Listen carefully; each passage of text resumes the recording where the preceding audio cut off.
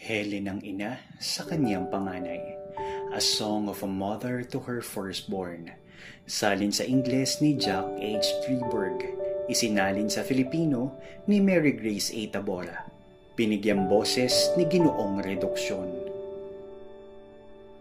Mangusap ka, aking sanggol na sinisinta. Mangusap ka sa iyong namimilog at nagniningning na mga mata. Wangis ng mata ng bisirong toro ni Lopeo. Mangusap ka, aking musmos na supling, ang iyong mga kamay na humahaplos sa akin, na puno ng tibay at tatag, bagaman yari munsik, magiging kamay ito ng mandirigma, aking anak, kamay na magpapasaya sa iyong ama.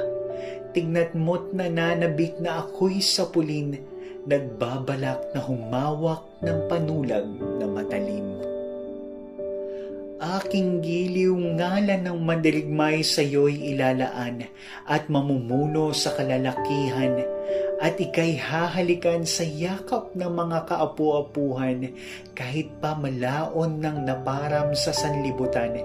Ngunit lagi kong maaalala ang pagkapit mo sa akin, maging ang paghimlay mo sa aking dibdib, at ang pagsulyap-sulyap sa akin. Kapag ika'y itinanghal ng gererong marangal, ako'y malulunod sa luha ng paggunita. Munting mandirigma, paano ka namin pangangalanan? Masdan ng pagbubuskala sa pagkakakilanlan, hindi hamak na ngalan sa iyo'y ibibigay. Hindi ka rin ipapangangalan sa iyong amang sinawal, sapagkat ika'y panganay. Higit kang pagpapalain ng poon at ang iyong kawan. Ikaw ba'y tatawaging hibang o kapusugan? Ikaw ba'y tatawaging waring dumi ng baka na anak ng kamalasan? Ang puoy di marapat na pagnakawan, sa iyo'y wala silang masamang pinapagimpan. Ika'y kanilang pinaliguan at dinamitan ng kagandahan.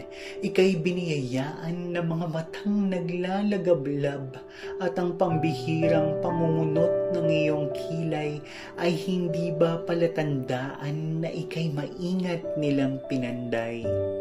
Yaman ni Zeus at Aphrodite sa iyo'y kanilang inalay, at ang katalinuhang nangungusap sa iyong mga mata, maging sa iyong halakhak. Paano ka pangangalanan, aking inakay? Ikaw ba'y lahi ng iyong lahi o naiibang nilalang? Munting mandirigma, sinong anito sa iyo'y nananahan? Kaninong mapagpalang kamay ang sa aking dibdib dumadantay? Sinong yumuyong-yung sa iyo't nagpapasigla ng buhay? Ikaw ba'y kanlong ng kapayapaan? Ngunit ika'y tila yelopardong nasa palumpong at tumatanaw. Hayaan, sa araw na yaoy iyong ibubuyang-yang. Aking supling, ngayon ako'y nasa kaluwalhatian. Ngayon ako'y ganap na asawa, hindi na isang nobya kundi isang ina. Maging maringal aking supling na ninanasa, maging mapagmalaki kaparis ng aking pagmamalaki. Ika'y magbunyi kaparis ng aking pagbubunyi. Ika'y irugin kaparis ng pagliyag ng aking nadarama. Anak na ibinunga ng pag-ibig ng matipunong kabiyak.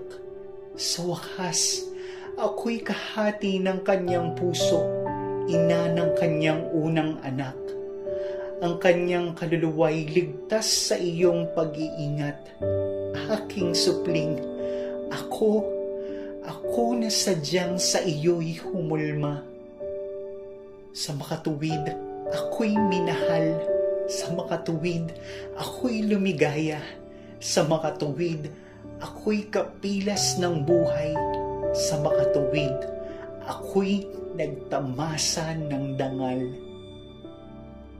Iingatan mo ang kanyang libingan kung siya'y nahimlay. Tuwinang gugunitain yaring kanyang palayaw. Aking supling, mananatili siya sa iyong panambitan. Walang wakas sa kanya'y daratal mula sa pagsibol ng iyong kabataan. Ikaw ang kanyang kalasag at sibat. Pag-asa't kaligtasan sa hukay, sa iyo siya'y muling mabubuhay tulad ng suwi sa kalupaan. At ako, ang ina ng kanyang panganay, ika'y mahimbing, supling na leon. Nyungges at nyumba, ika'y mahimbing. Ako'y wala nang mahihiling.